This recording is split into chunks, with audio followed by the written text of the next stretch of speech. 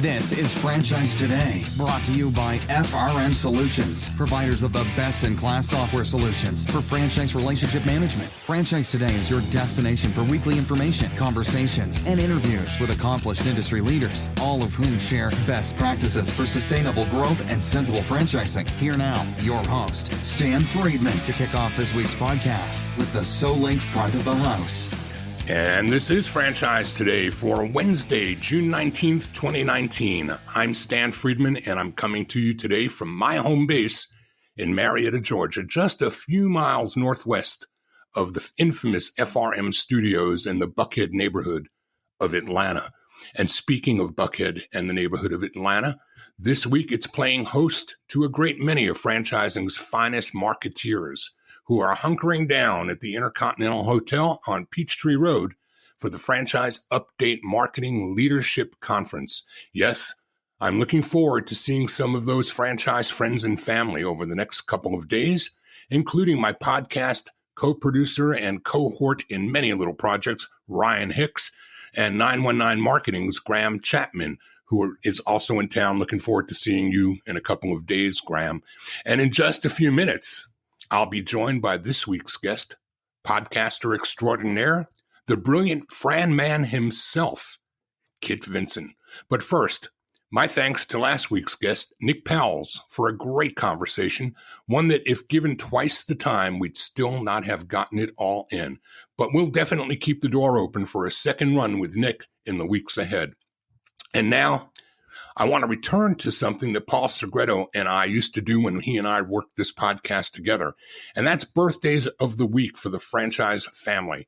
And there are a great many of them this week, which include my old friend from my Blimpie days, John Kramer. Happy birthday to you, John. I think this is 92, maybe 93 for you. Love John because he's older than me. Not that old, but he's older than me anyway. Happy birthday, too, to a young lady, Lash Lounge CEO and founder Anna Phillips. Vance Snow of Zaxby's fame, franchise lawyer extraordinaire Lee Plave, Riva Lisansky at Grow Business Media, Kevin Drudge at United Water Restoration, Jennifer Axelrod, an old friend of mine from up north in Canada, Abby Siegel Greenberg, Nate's wife. Happy birthday to you, and ironically enough, in the same week, Nate's former old partner, Ron Feldman's wife, Karen, celebrating a birthday as well. My apologies to any of you that I may have missed, but happy birthday to all of you out there as well in the Franchise Today Friends and Family column, and also today in the front of the house. This week, I found a great story out of Louisville, Kentucky that I wanted to share with you. It's about a gentleman named Todd Reynolds.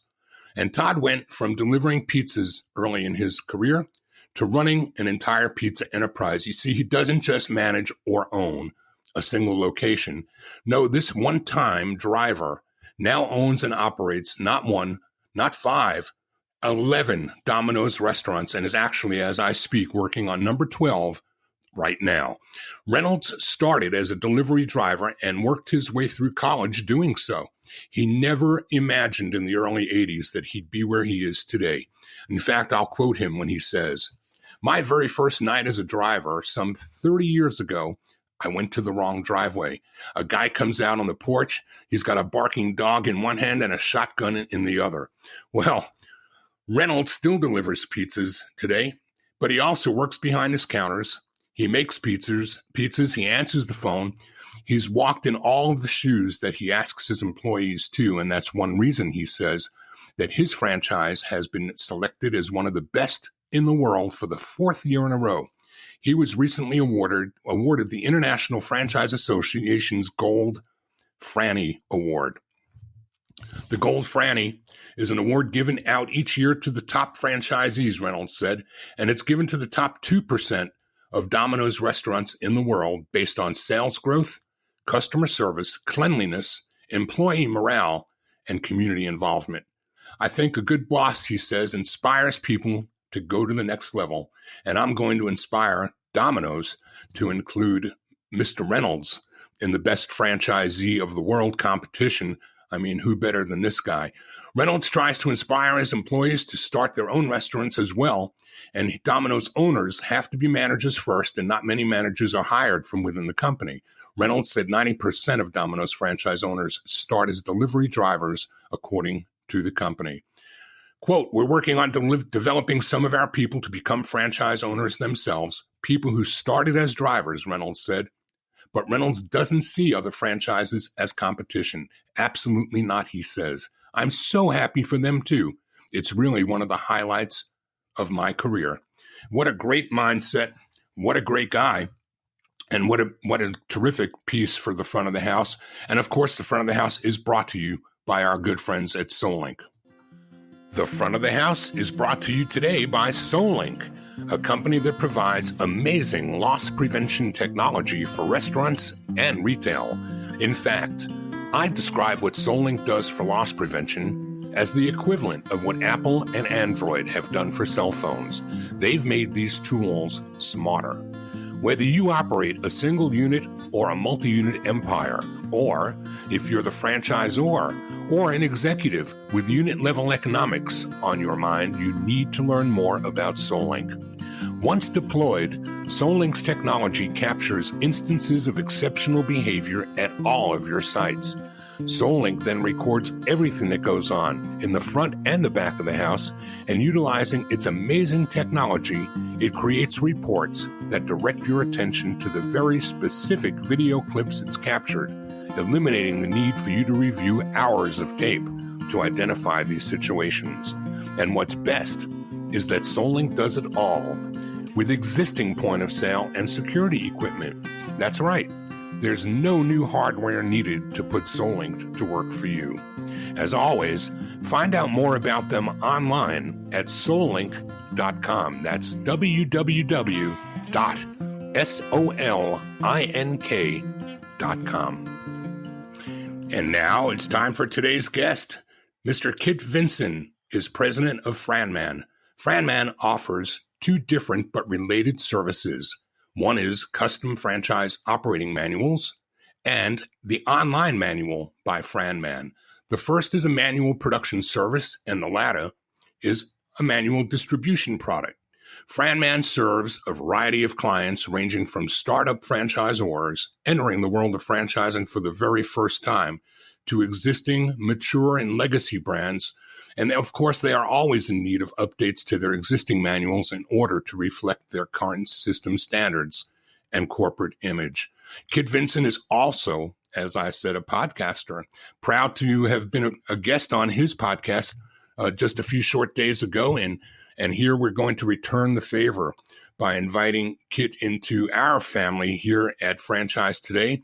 And we're going to spend a little bit of time talking about Kit the person. We're going to spend a lot of time talking about how Kit helps prepare franchisors to do the right thing with manuals and begin with the end in mind and get everything documented properly coming right out of the gate. Or as I said, for those that have been around longer, how to go back and remediate things that they maybe think they are still about, but things have changed over time.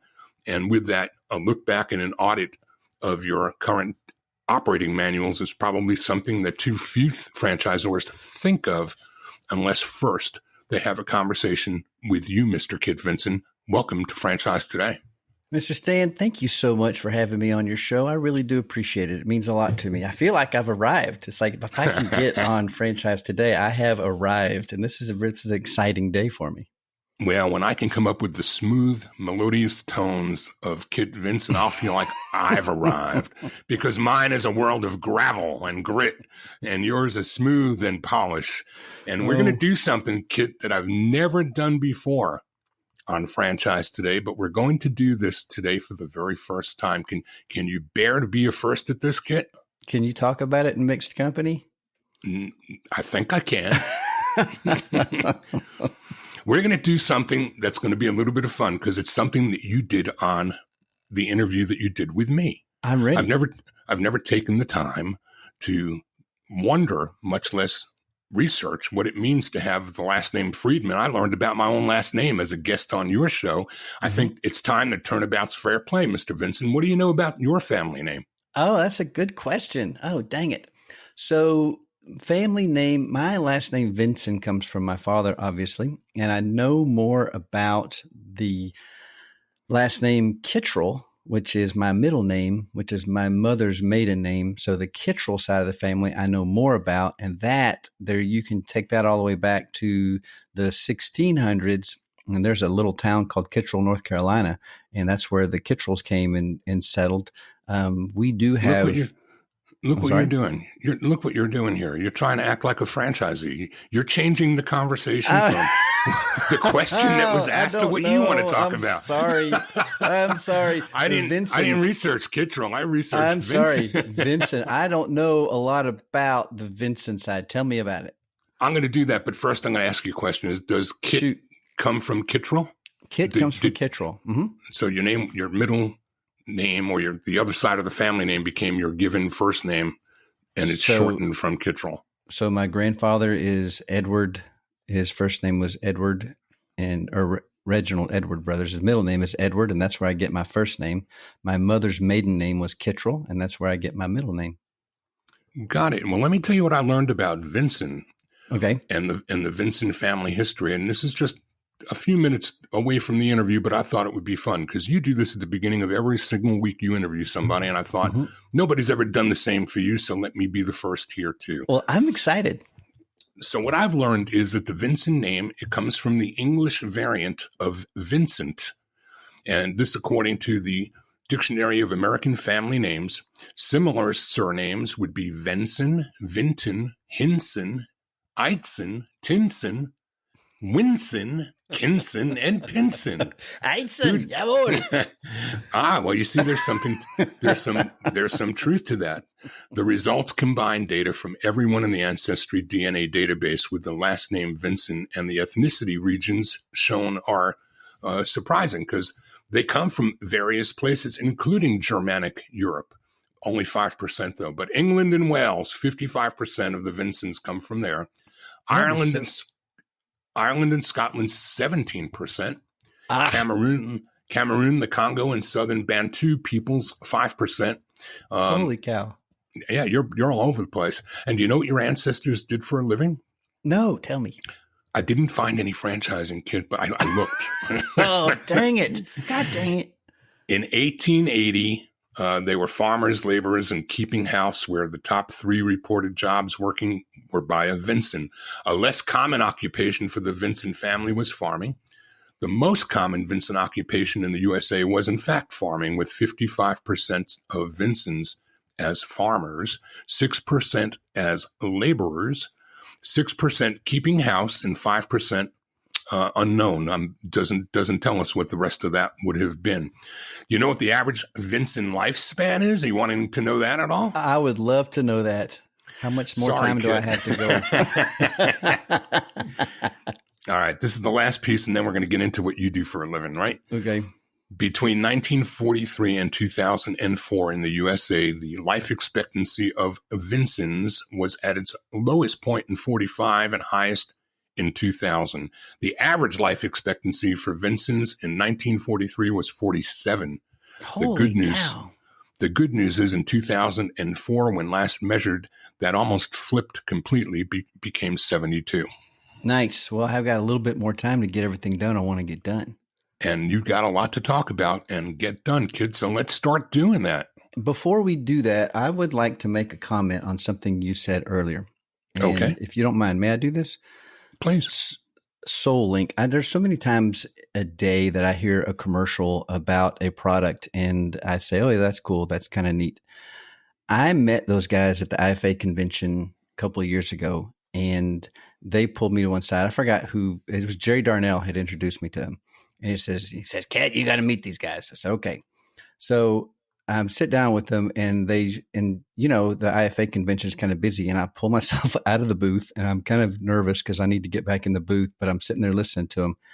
By the end of the 15, 20-minute presentation that they showed me, everything that they did, I was blown away. And there are not very many times when I get blown away with technology. We get hit with new technology all the time. And you compare it to the iPhone and the Android. And I would say, yeah, but this is just a light years ahead of everything. And the fact that you can use it on your own.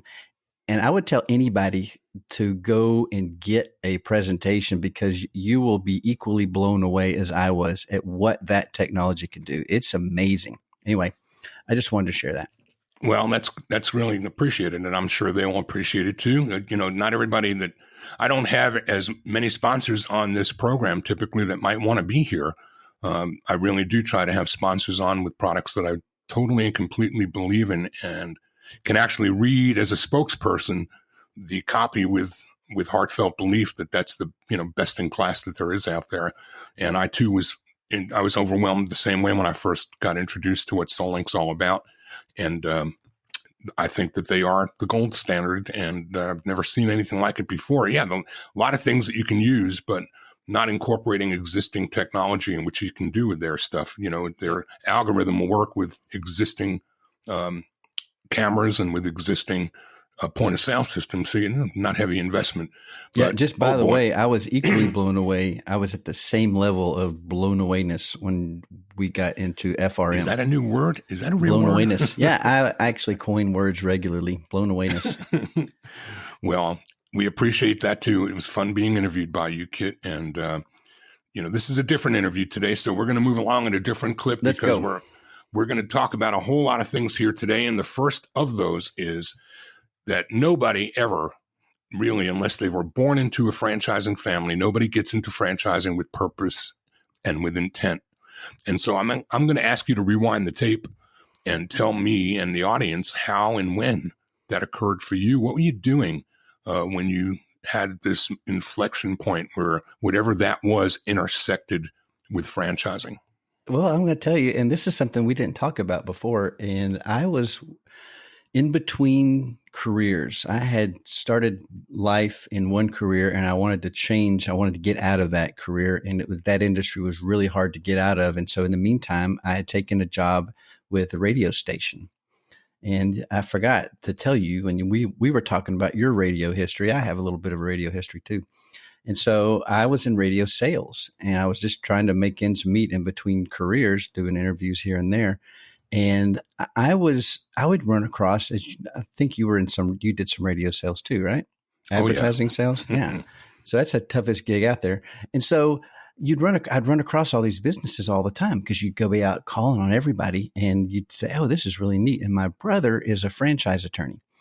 And so I would regularly call him up and he'd go, hey, Rob, you need to talk to this company. These guys have a really cool concept and they need to franchise.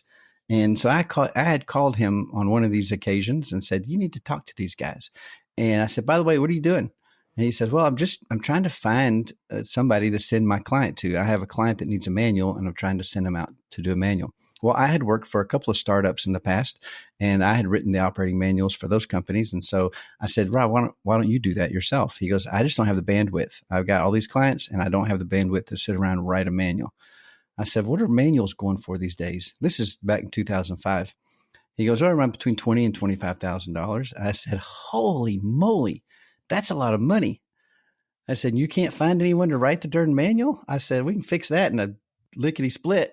So he said, you want to? I said, yeah, let's do it. So we spent, about 2 months, 3 months, just kind of fiddling around with an outline, kind of piecing it together. And we said, okay, we'll keep our jobs. And then as soon as you get a client that needs a manual, let me know, and then we'll present it to them. And that came, a couple of months later, and we got our first client and went up there and stumbled through it and made our way through it and wrote a great manual for them. And then it wasn't a couple of weeks later, we got our second client. And then about a few weeks later, we got our third and fourth back to back. And I quit my job, and I've been doing Fran Man ever since. And the job you quit was a radio job? It was radio sales? It was kind of an in-between. It was a radio Jack FM in Dallas, Texas. And how long were you doing that? Oh, I don't know. Not quite a year. But that's a tough gig, man. I don't never want to do that again. Those guys who do it, I have a lot of respect for them. It's how I got into franchising. So you and I will talk about that at a later date. And that'll be over a glass of Dripping Springs, right? There is more than just a misspent youth that we have in common. It's kind of scary. I mean, I know. Anybody who listens to the interview you did with me is going to learn that not only was I trouble as a kid, but you related to everything I shared. So Yeah. I wish my folks were still here so I could play that interview and say, see, it wasn't just me. You still got that luxury. I don't have that anymore. Oh, that's a great line. So, all right. Kit, 13 years ago or so, then is when all of this started for you. Mm-hmm. Is that about right? Yeah, about 14 years we're working on. Do you remember who your first client was? I do. It was called Pass Your Plate, and it was a little company out of Tulsa, Oklahoma, and they were pretty. It was almost a local drive, so it was about a 3-hour drive up. So I was able to take a day off of work and 2 days off of work, and I went up there and with my laptop, and I was recording all of the sessions on my laptop. Now we're way advanced now, but. I remember that. So Pass Your Plate was a little company. They're no longer in business. They didn't make it past the Great Recession. But you would go and prepare all your meals for the whole week, and they would have stations set up for every meal. And so you would go over to the lasagna station and prepare your lasagna, and they would have all the ingredients laid out in the instructions. And then they would have a little sticker you put on top with the heating instruction. You take it home, and you put it on your freezer, and then when the day came, you'd pull it out and cook the meal for the night, and you wouldn't have to spend all those hours prepping food. How cool is that? And so your brother was a franchise lawyer, and how long did you even have any knowledge of what he did for a living? How acquainted were you with his occupation? So he was and still is a franchise attorney. Right, and but at that point in time, you knew nothing you had no day-to-day nexus to franchising other than your brother, right? I didn't. I worked for Pizza Inn as making pizzas and a couple of jobs for other companies that were franchises, but no real knowledge of franchising. What I learned a long time ago is that with the help of my brother on these first manuals, and he would be right there, not next to me physically, but after I got back, and we would spend hours on the phone comparing notes, and he would be answering questions for me and bringing me up to speed. What I learned a long time ago, once we learn how to produce an operations manual, and you know what goes into a manual, and some of the questions that are specific to franchising as you're producing a franchise operations manual, because it is very different than maybe an employee operations manual or even just for a traditional licensee manual. But once you learn that stuff, you find early on that you don't need, my line I like to say a lot is, I don't need to be the expert in any one industry in order to produce a manual. What I need to be is in front of that expert. And typically that's the franchisor. And if I can be in front of that person, then I know how to ask the right questions. And that's what I learned very quickly early on. You raise an interesting point, because I always tell people about my career in franchising. I've never really been the concept guy, but from one time, out of all the 25 or so years that I spent on the Zor side before becoming a supplier, I could cross brands. I could go from food to retail, from retail to service, from service to something else home-based, and it really made no difference because I wasn't the concept guy. I didn't need to know the secret sauce of the business. I was the relationship guy. And whether it was one or the other of any of the business verticals in franchising, it didn't really matter. Relationships were all the same. And so I think what you're saying is pretty much the same thing, that the things that make for a compliant and good manual that has everybody's bases covered are the same in pizza as they might be in childcare, but circumstances a little bit different. But the rules of the road are pretty much the same. The rules of the road are the same, and it's exactly right. And one of the exercises that we do at the very beginning of each site visit, so once we have a new client and they select our full service package, that's where we actually come out on site and we do all the heavy lifting, and we do a 3-day site visit with them. The very first thing I do with every single client is I pull out this document and I call it the functions of an operations manual. And there are 4 main functions. And if they've got a whiteboard, I stand up and I say, okay, everybody tell me what you think the function of an operations manual is. And everybody's got something. It's training, it's this, it's that, and the other. And everybody, they always miss 1 or 2. But the reality is, if as long as we all know what the functions of that document are, then we can figure out what goes in it. And it doesn't matter what industry, the types of content is going to be the same that goes in the operations manual. So when you look at that first function, it's the master document for your system standards. So a franchise agreement will make a lot of references, 30 or so references to the operations manual as the system standards or the location of the system standards. If you didn't do that, then your franchise agreement would be 400 pages and you would have to update your franchise agreement every time, and you just can't do that. So there's going to be a master document for those system standards, and that's the operations manual. But that's not all a typical operations manual is. You've got the second function would be like it's a training document. And most franchisors, when they start off, use the operations manual as their master training document. And so and if you have a really well written operations manual, you can literally go through the darn thing page by page and get all the information across that a franchisee needs to know, except for the hands-on stuff. If it's well written and if it's thorough, you've got all the information there. You can just literally just flip right through it and hit every single topic. But it's more than just training on how to roll the burrito, because sometimes a franchisor will and there's another question I ask them is, who's your target franchisee? Who's the target reader for this manual? And some of them will say, well, we're only going to look for multi-unit operators or multi-concept operators. And if that's the case, that's a very different manual than it is for somebody who comes out and says, hey, you know what? Our target is retired military, retired teachers, people that want to get out of the rat race. And that's a very different manual. And so when we talk about it's a training document where we also include content in a manual that would be training these people, getting them up to speed on being in business. How many teachers, retired teachers or teachers period, have ever hired somebody? Who knows what that's like? How many teachers have ever opened up a business bank account? Who knows the process? How many of them know what they need to bring to the bank to save them 5 trips? We can put content like that in an operations manual. And again, that's not a system standard. That's more of a training piece. It's also one of the few tools that a franchisor has to protect their brand. If I'm getting off on a tangent, let me know. Pull me back. Is this? No, you're good. You're doing great. Keep going then. So when a franchisor grants a franchise for the first time, they're handing this valuable brand over to somebody else. They're giving their brand to somebody else to care for. And if they're not careful, and if they don't have their ducks in a row, if they don't have all their system standards lined out and the rules of the road, well, most people have, even though you vet them and we all drink the same Kool-Aid and we're all super excited about it, on day one, we all look like we're running a parallel path as for the vision, everybody's vision of the direction of the company. But if you think about a really acute angle at the very, very tip of it, you're both at the same point. But as you move across that angle, franchisor, say being on the bottom line, the baseline, the franchisee on that angled line that slowly goes up. As time passes, 1 year, 5 years, 8 years, their vision for the direction of the company is a lot different than it was on day one. And it's a lot different than yours is as a franchisor.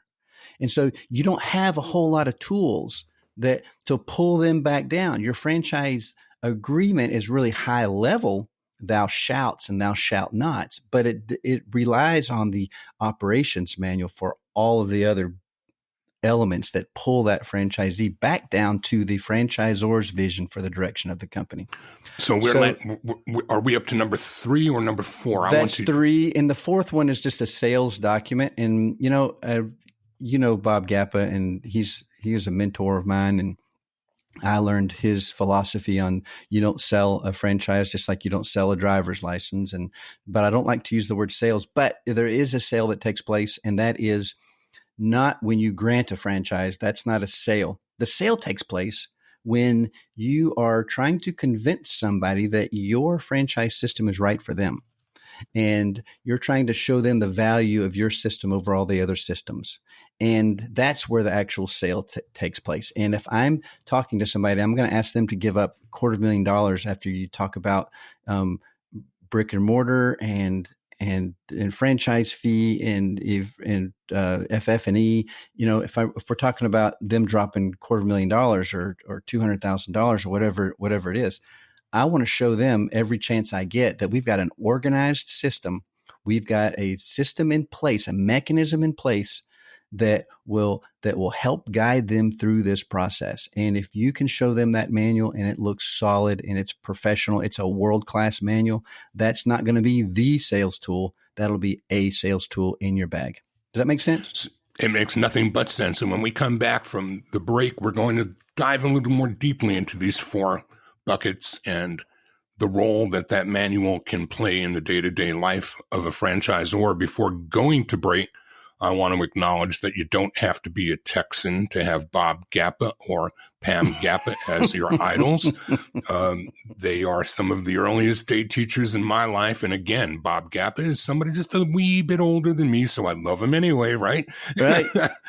And then I want to talk when we come back. I want to have a little fun with the comparison that you make on your podcast every week when you call out these things that you've just described so eloquently. But on your podcast, you do it through the voice of Boudreaux. And we're going to talk about all of that when we come right back. This portion of Franchise Today is brought to you by Zoracle. Oh, we jumped ahead of the game there. Let's try that again. Franchise Today will be right back. But first, a word from our sponsors. Now, this portion of Franchise Today is brought to you by Zoracle, providers of spot-on profiles, the gold standard of assessment tools that assure you're selecting the right franchisees every time.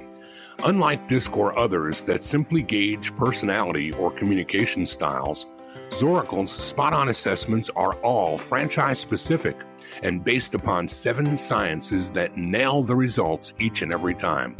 Your prospects simply answer a few questions online, and like magic, Zoracle's algorithms scientifically slice, dice, and analyze their thresholds for risk, their business acumen, and even their propensity for single or multi-unit ownership.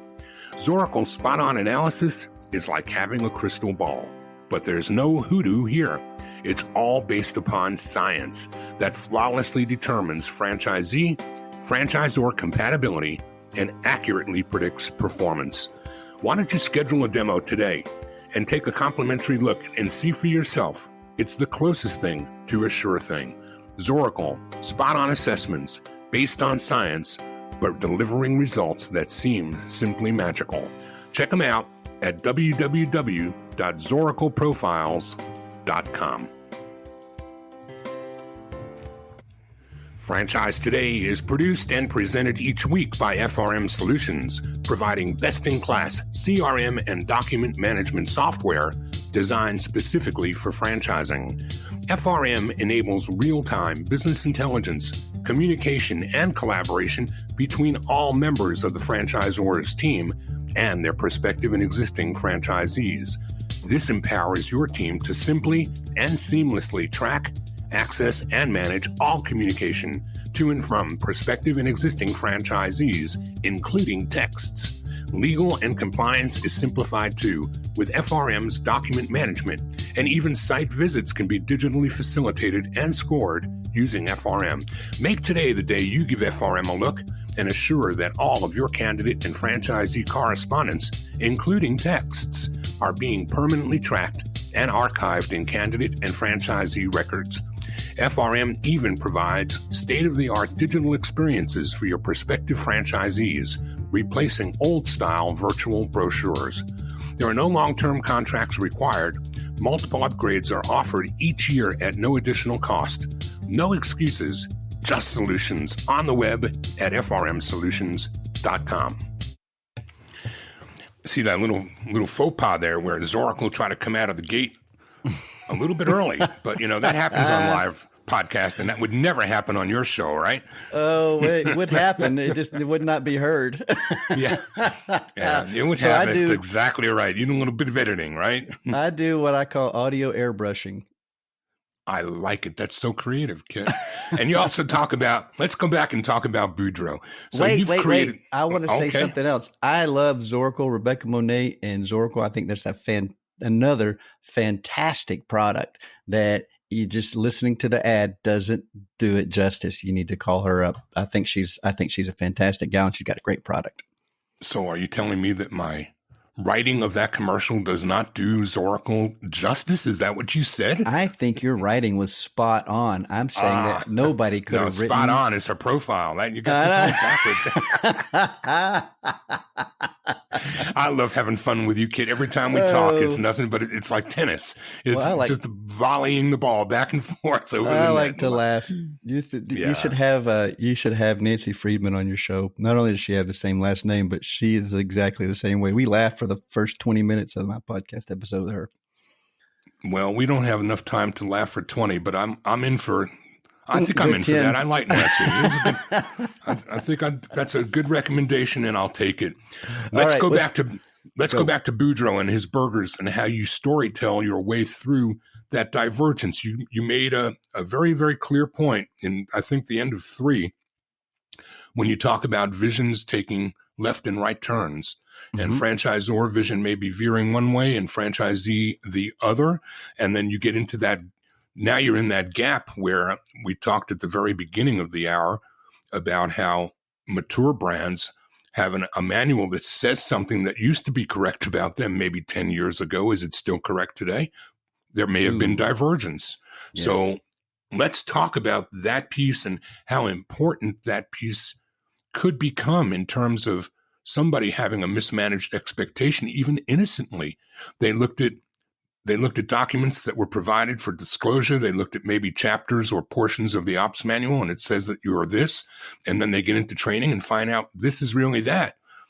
Boy, well, this is a big problem. Yeah, this is a really big problem. And more so a big problem if you're still using a paper manual.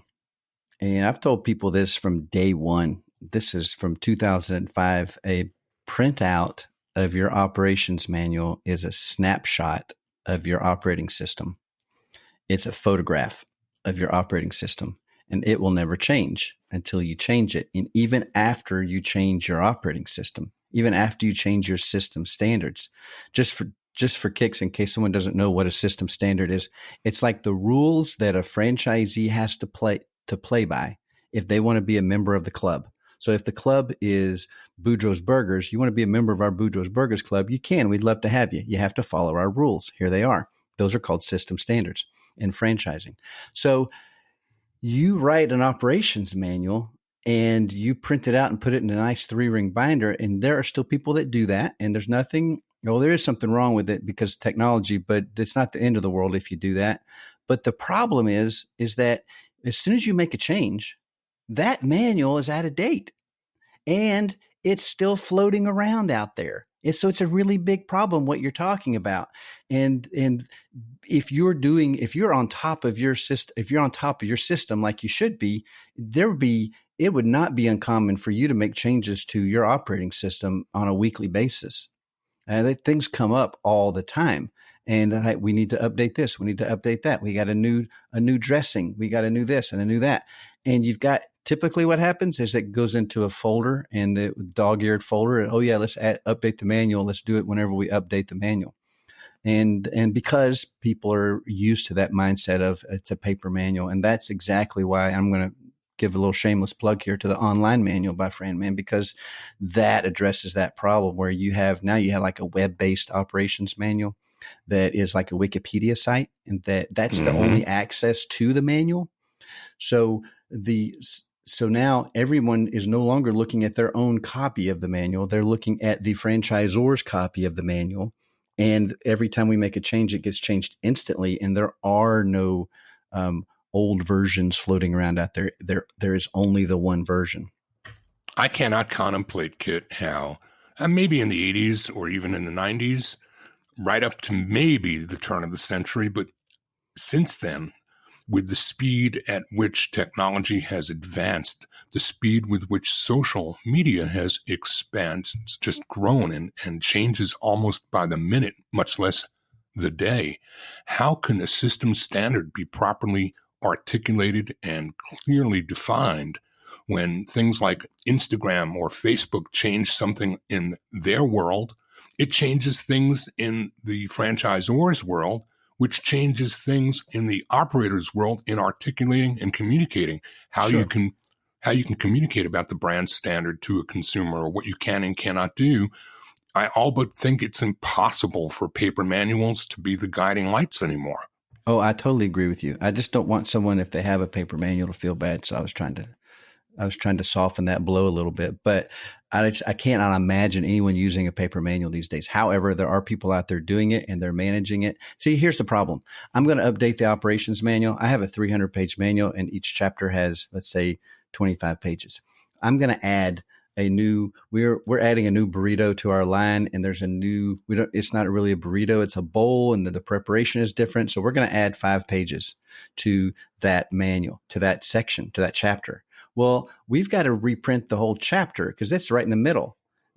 All the pages after that have been screwed up. So we're just going to reprint that whole chapter. We have 100 locations out there. We're printing up 50 pages times 100, and then we're going to send them out registered mail, return receipt, because if we don't do that, we can't prove that we actually sent the update, so that if they're ever involved in a lawsuit that's a result of this system standard, we need to be able to prove in a court of law that we actually did do the update and we sent it to them, and here's where they signed for it, that they received it. The problem is that these franchisees, and not a knock against franchisees, it's just that, hey, my life is busy. I get something in the mail, I'm going to stick it in the front pocket of that binder. If it even gets there, I'm going to stick it in the front pocket of that binder. And when I have time, when things slow down, I'll sit there and I'll insert everything and take out the old pages and shred them and then put the new pages in. I mean, just talking about it right now, it's almost like scratching a chalkboard if anyone actually ever did any of that stuff. But that's the reality of the system back then. And so it would seem to me, if you were a mature franchisor and you were doing these things in the old world of print, just what you've described with the number of pages times the number of places it has to get and be distributed via FedEx or something, it would probably cost you less to actually do it digitally, wouldn't it? You are preaching to the choir, my friend. Yes, absolutely. It would. And it's just not to mention the fact that you've got to keep track of all those return receipts and file them somewhere and be able to access them. And when you go digital, when you have a wiki style, it's tracking everything. And we can tell you who's looked at the updates and who's acknowledged that they've read them. And we can tell you how long they even stayed on the page. And so technology is such that there are not a lot of people doing paper. A lot of people are doing what I call a hybrid. And so they've got their manual and they've got it all in one PDF and they've got that in a document library somewhere. And there's nothing wrong with that either, because we still just kind of have one version of it, except that the franchisee can download that version. And if they download it, there's another snapshot right there. It is a PDF, so it is like a snapshot. And so you can search it. You can't do things like put video in it, and you can't track, and you can't do a really good search like you can. You can't do like a Google search to your manual. So that's one of the other really, really big benefits of an online manual by FranMan, stuff like that. So the point I'm trying to make is to get back, kind of swing back around to your question is, as these things change, you've got to have a system in place for how you're going to keep up with those changes. And while social media is only a part of an operations manual, a company's social media policy, for example, which changes almost on a daily basis, because it's just the new social media that emerges, not to mention how we handle it, how we deal with it. Those are things that change regularly, and you've got to be able to update those on the fly. But other things, Stan, like how to fill up a 3-compartment sink and what chemicals are you putting in to disinfect and things like that, hand washing techniques, those things don't change very often. Federal labor laws, for example, those are common to all manuals. That kind of stuff doesn't change very often. But the really key elements of how you roll the burrito, I use that example a lot, but how you roll the burrito, those are things that change a lot. And you need to have a system that can fly with you. Does a franchisor who, again, doesn't know any better, he's like Boudreaux, he's a brand new franchisor. Mm-hmm. He's coming out of the gate and anxious to document all of the policies and procedures that deal with making that burrito and with those things that are relevant to his brand, to the point you made at the beginning of this portion of the discussion where you said, well, they may not have information relevant to things that are besides the business things and learning how to do banking and those kinds of pieces and parts. What about OSHA and regulations like those government requirements that they probably don't realize needs to be part of a manual and local to the community too that those franchisees are opening up in? Isn't that correct? Yeah. So we've got on our website at franman.net, there's a tab up there that says manual content, and it's got a full outline of it's a generic outline of an operations manual because one, I want somebody to, if they want to have a stab at it themselves, they can use our outline, they can copy and paste it and get to work on their own manual. I think that's great. And I want that to be a resource to them. But two, I want prospective clients to look at that and go, holy cow, I had no idea of the stuff that I should be putting in this operations manual. OSHA is a good example. And, a lot of people don't know that there are 14 states that have their own OSHA programs. I don't know if it's 14 anymore, but there were X amount of states that have their own OSHA programs. Well, we don't need to have all the details in an operations manual of each OSHA program, but we do need to have a resource. Again, talking to the retired military person or the retired teacher. Did you even know that OSHA existed? Maybe, maybe not. Here's a link. You click on that, and now you can make sure you're up to speed with all the OSHA regulations. Kit, FDDs have a function and a legal function I'm sure that your brother would speak to if one asked him, what's the FDD for? But franchisors have learned that how you put, I don't want to use the word spin, but how you present your FDD can become something of a sales tool if it's properly written and you pick your battles and you choose your battles and you don't get too heavy-handed in one part and you give back in another. FDDs well produced by business-minded franchise attorneys can become tools that empower development teams. Is there any such rule that you would equate that to as pertains to manuals? Yeah. I had a big, long discussion with Mike Drum about that. And the topic of that discussion was why your FDD sucks. And it was exactly that same topic. It was, you can follow the rules exactly on your FDD, or you can push those rules to the boundaries and be more creative and turn your FDD into a sales tool. And that's the truth. The manual, yes, and yes. We always tell people who say, you know what, we have a franchise attorney and they're going to write our manual. And I say, whoa, okay, you can do that. If your franchise attorney has that much bandwidth sitting around that they can write a manual, but I want to warn you against having a manual that is written in legalese. A legalese manual is not going to be anything that anyone's going to want to read. Imagine, a lot of people will read the Wall Street Journal because there's good content there and there's a reason for them to go there and get it. Wall Street Journal does not have a lot of pictures, but there are some. But imagine just taking all the pictures out. I'm getting to a point here of any newspaper to where all it is copy. And it's not user friendly. It's not anything that anyone's going to want to go to. And it's going to be really hard to find stuff. There are no visual cues as to where I am in the manual. Oh, I remember that picture. I know where I'm getting close. Or we're talking about it and we can refer to a picture. If your manual's not user friendly, if it's written in legalese, or if it's not written in what I would call human speak or plain English, and even to the point of we did one a long time ago called Killer Tacos out of Hawaii, and he wanted us to write that in kind of a surfer talk, and we did.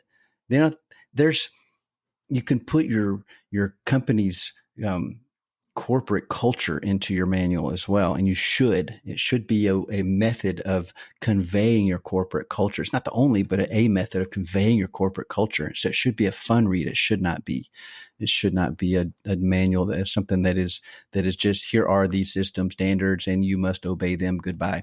It should be a document. I say the franchise agreement tells you what you have to do, and the franchise operation tells you how to do what you have to do. And manuals have to be introduced in some degree, right? Either table of contents or access to, usually for somebody who asks for it on the front end before becoming a franchisee. Well, the table of contents, you're right. It has to be, if you're going to disclose that you have an operations manual, then you have to include the chapters and the number of pages per chapter. And if you don't have an operations manual, who in their right mind is going to be buying that franchise, right? Well, you know what? I happen to agree with that, but I have to be careful because this is my world, and it's just like if you're If you're a chiropractor, you're going to think everybody needs an adjustment. And so I have to be careful that I don't think everyone needs a manual just because that's what I do for a living. But it's that example I gave you earlier. I'm going to ask somebody to part with a lot of, or commit to parting with a lot of money. And if I'm looking at, the beauty of the FDD, of that disclosure document, is that I can look at two different companies in two different industries. I can compare now apples and oranges because I have this disclosure document with the exact same number of items, and every item talks about the same thing. And now I can compare apples and oranges and to see if I want an apple or an orange. Well, if I'm looking at two companies and one of them has a really well-defined operations manual, again, that mechanism in place that's going to support me as a new franchisee, and one doesn't, well, it tells me what level of organization they have in their system. And that was precisely my point, because nobody looks at just one brand at a time. They're looking at two or three and maybe more. Yep. And so if they see tools like yours in place and they're looking at brand X and Y that don't have those things in place, I would proffer that an ops manual is becoming part of a sales tool and is assisting in making a decision. On the other side, I want to ask you this question. All too often, we hear about the place where a franchisee who's not happy is going to go to try to pierce the relationship and maybe find his way out. And that's typically on disclosure in the FDD side. I do know, though, that, and I'm going to ask you to either clarify what I think is correct or not, that all too often that same franchisee who's looking maybe to battle his way out by saying he wasn't properly disclosed might have the judge wondering why he's not downloaded the last 16 versions of the ops manual that were made available to him. And yet there he stands in front of a judge trying to say it was the franchisor who wasn't responsible. Have you ever seen that, Kit?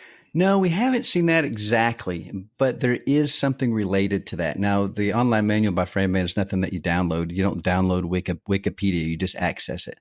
But we can track where they've been, et cetera.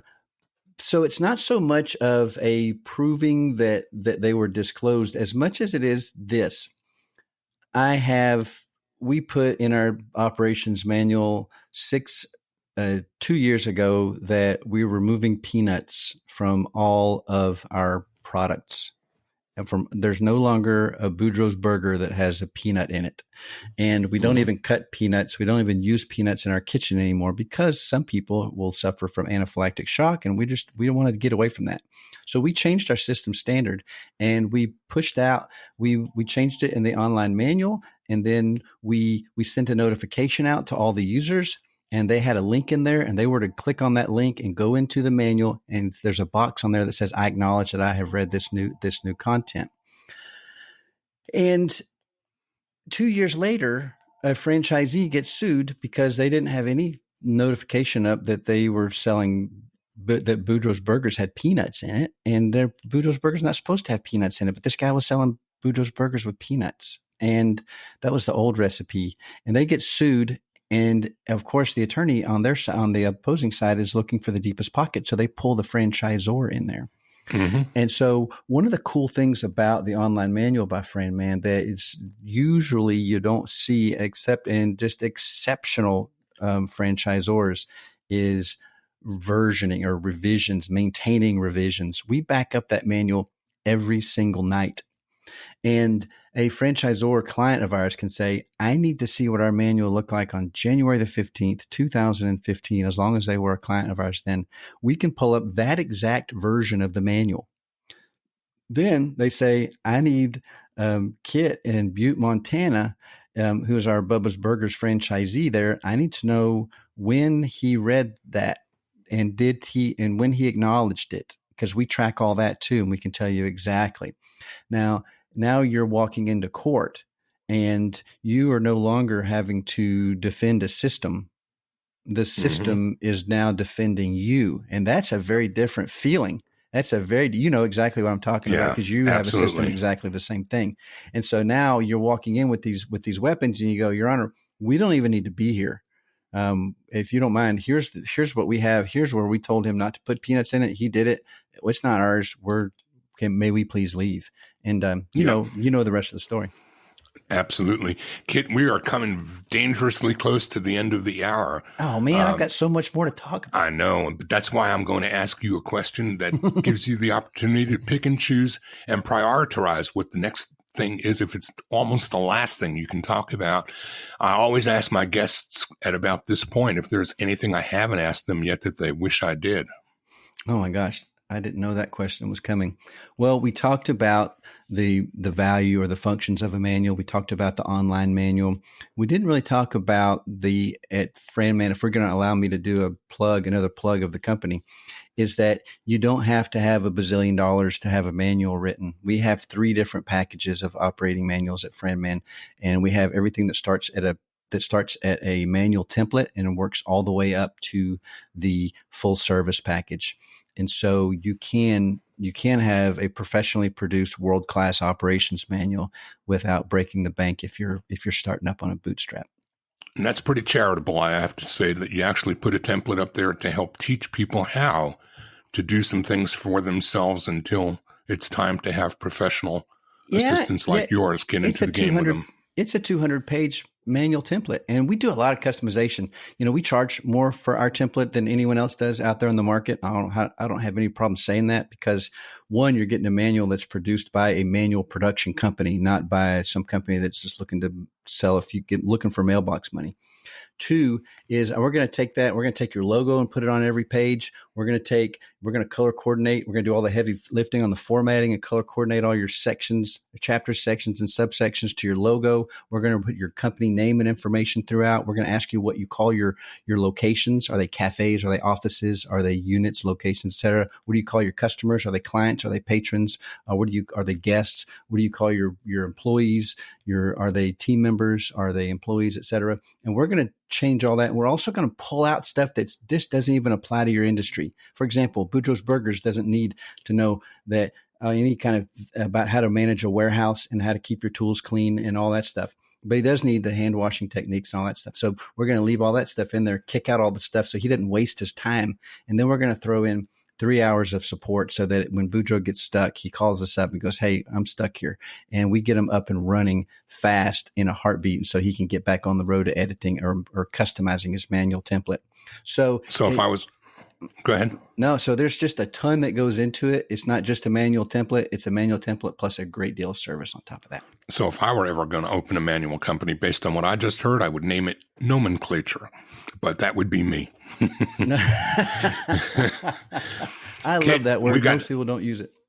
We got a minute left. I can't let you get away without telling the audience how to get back in touch with you, learn more about manuals, how to find your podcast, and how to get hold of you directly. Oh, fantastic. So reaching Kit Vinson, you can go to franman.net, www.franman.net. My email address is kit.vinson, Vinson, at franman.net. I'll say franman and then nothing but net. And then you can go to, we have a Facebook page, we have LinkedIn under Kit Vinson, and the podcast is called the Franchise Manual Podcast. And that's probably a monthly or not even that often where we put out episodes to teach franchisors, mostly startup franchisors, how to do what they've most likely backed into and don't know anything about.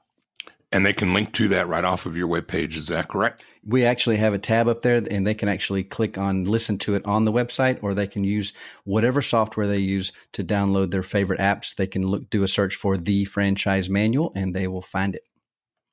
Kit, I can't thank you enough for the hour. I can't believe how quickly it blew by. I know. But a lot of great nuggets that you've shared, and the audience and I both appreciate you being here with me today. Well, I really appreciate being on the show. Like I say, I really feel like I've made it. Well, you've made it all right on this interview, because if it were up to me without you, where would we be, Kit? So, yeah, you did make it. I have arrived. That's what I meant. Thank you so much, Kit, for being here. And I'm Stan Friedman, wishing you all the very best in all things franchising until we get together here 1 week from now, next Wednesday at noon Eastern. And until then, if you want to find us online, like Kit's podcast, you can go any place virtually where podcasts are available and just look for Franchise Today. You can even go to Alexa and say, "Alexa, play the next or latest version of Franchise Today," and she will find it for you as well. And you'll be listening to Kit all over again. See you next week. I'm Stan Friedman, and until then, adios.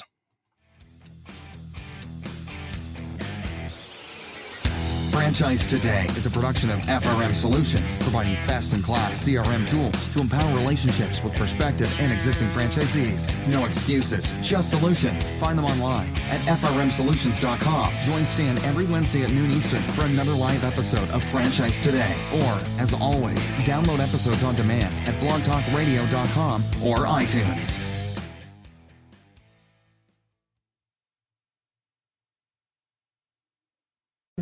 When you're part of a military family, you understand sacrifice and support. So at American Public University, we honor your dedication by extending our military tuition savings to your extended family. Parents, spouses, legal partners, siblings, and dependents all qualify for APU's preferred military rate of just $250 per credit hour for undergraduate and master's level programs. American Public University. Value for the whole family. Learn more at apu.apus.edu/military.